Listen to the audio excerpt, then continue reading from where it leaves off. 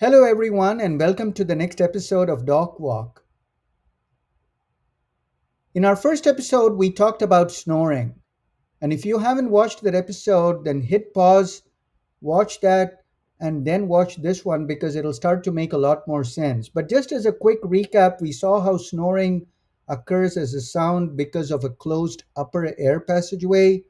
Due to constriction of the air passageway, the air that you're blowing or breathing tends to vibrate, causing the noise of the snoring, and so we understood what makes people snore and what are the risk factors for snoring. Well, today we will dive into the health effects of snoring and particularly of sleep apnea. So, what exactly is sleep apnea? Sleep apnea is an extension of snoring. It's the same process. So, what happens is when you're asleep, your throat muscles relax, your air passageway closes, you start snoring due to vibration. In addition, because your throat is closing, your body's oxygen levels start to go down. Your body starts to, in a way, asphyxiate. You tend to lose oxygen. And this has some very, very important effects. And there are three categories of effects that happen as a result of this. Today, we will look into one of them.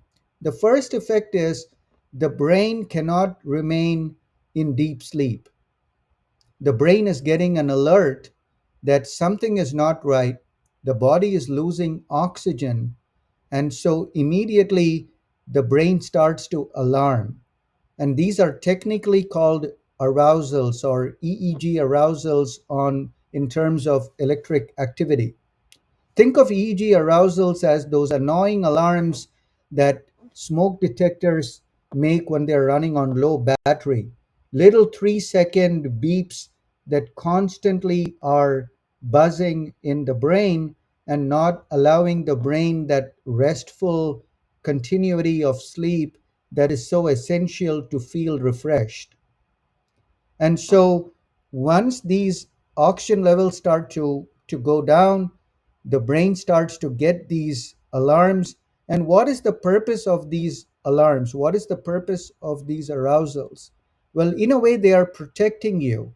Because of these arousals, the brain is able to get our Mr. Gigi, the genioglossus muscle, to maintain a low level of activity that keeps that airway open so you basically don't choke to death. And so these pauses in your breathing, these constrictions in the airway then become time limited.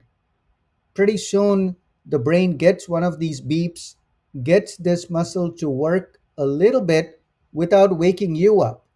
So, this is the thing. A lot of people feel that if they have sleep apnea, they should really be waking up and knowing that their airway closed. And no, that's not how it works. Your brain tries to give you that continuity of sleep without interrupting you by just maintaining these little beeps and getting that muscle to work partially until such time that these muscles relax one more time and again the oxygen falls and again that arousal or alarm ends up shaking that Mr. Gigi a little bit and getting him to work again for a few minutes.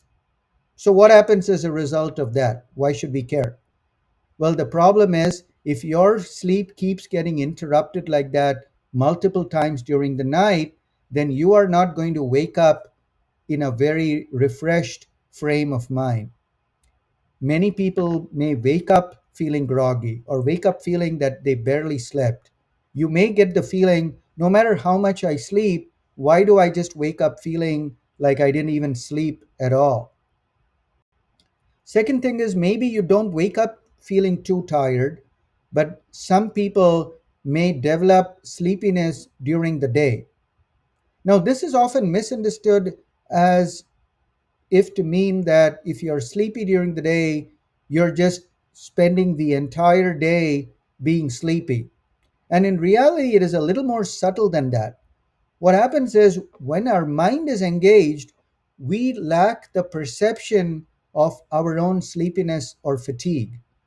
But it creeps in whenever the mind is disengaged, whenever the mind is not alert or actively involved in anything. And this could be sitting in heavy traffic for a long time, or sitting as a passenger in a car while you're not driving, or it could be in a really boring meeting, one of those endless Zoom meetings that don't seem too interesting, or when somebody just keeps going on and on giving a speech that is failing to engage you. Those are the instances when this kind of drowsiness sets in, and you find yourself sort of nodding off repeatedly. So that is certainly one manifestation. And this can affect, of course, productivity. It can affect your perception at work. You may be seen as someone who is lazy or who is sleepy or tired. And that can certainly be a major red flag for your own employment as well.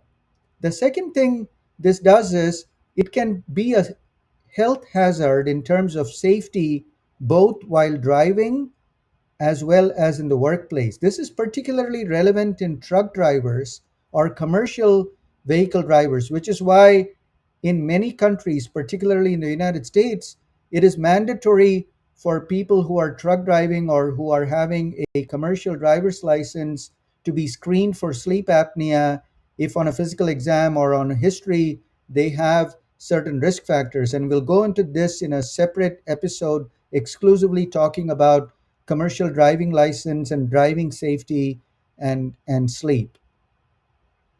The other thing this does is it can affect your mental health. So when you constantly go through sleep with sleep being fragmented, with sleep being broken up, that is likely to lead to low drive, low energy, low mood. It can even lead to low sexual drive, and that can affect sexual drive in both men and women, but particularly in men can be an important cause of erectile dysfunction.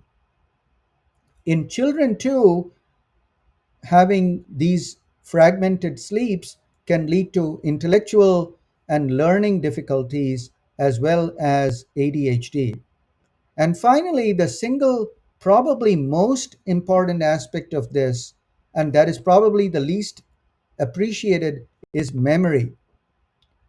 And I'll make a separate video about the exact relationship between sleep and memory, but very shortly, sleep is critical to memory. Sleep is when memory gets consolidated, memories get formed and structured and shaped. And so when your sleep gets fragmented, and particularly with snoring and sleep apnea, the phase of sleep that gets most affected is called REM sleep. And REM sleep is dream sleep. That is the sleep where you get all those wonderful dreams or those nightmares, depending on the quality of the dreams. And so REM sleep is critical to memory formation, and REM sleep is when sleep apnea tends to be at its worst. And let's take a minute to understand why, because this is really interesting stuff. When we go into a dream sleep, our perception of the dream is exactly as it would be when we are awake. So let's say you've fallen asleep and you start dreaming about a grizzly bear attacking you on a trek that you've just taken. Now, in your dream, you're seeing something attack you and you're going to start running in your dream. But that doesn't obviously happen in reality. In reality, you're fortunately still in bed, not moving. Why is that? If you were awake and you had the same perception, you would start running. But in dream, you don't. And the reason is during dream, our body muscles are forced into a sort of mini paralysis that doesn't allow the body to act on the things that are happening in the dream. And so, as a result, these throat muscles that are supposed to keep our airway are also made to somewhat get paralyzed. So, they no longer are keeping that airway as open. And so, REM sleep or dream sleep is when those airways really start to constrict. And so, if that keeps happening severely and frequently, and your oxygen levels are dipping down, then what is going to happen is your brain is going to knock you right out of REM sleep. No more REM sleep for you, because this is causing a danger to the body. It is making the body lose oxygen. So when REM sleep goes away, memory goes away, and very soon you start becoming forgetful. So if you're in your 40s and 50s and you suddenly start to realize, why am I forgetting things? Why am I being becoming so forgetful? A lot of the answers may lie in your sleep pattern, particularly if you're snoring. And this is even more impactful in the elderly, those who are in their 70s or 80s, because very often they may get mischaracterized or misdiagnosed as becoming senile or having even worse Alzheimer's or dementia, when the truth of the matter may be so simple that they may be having loud snoring, sleep apnea, and lack of oxygen that is depriving their brains of REM sleep, and this is so fixable.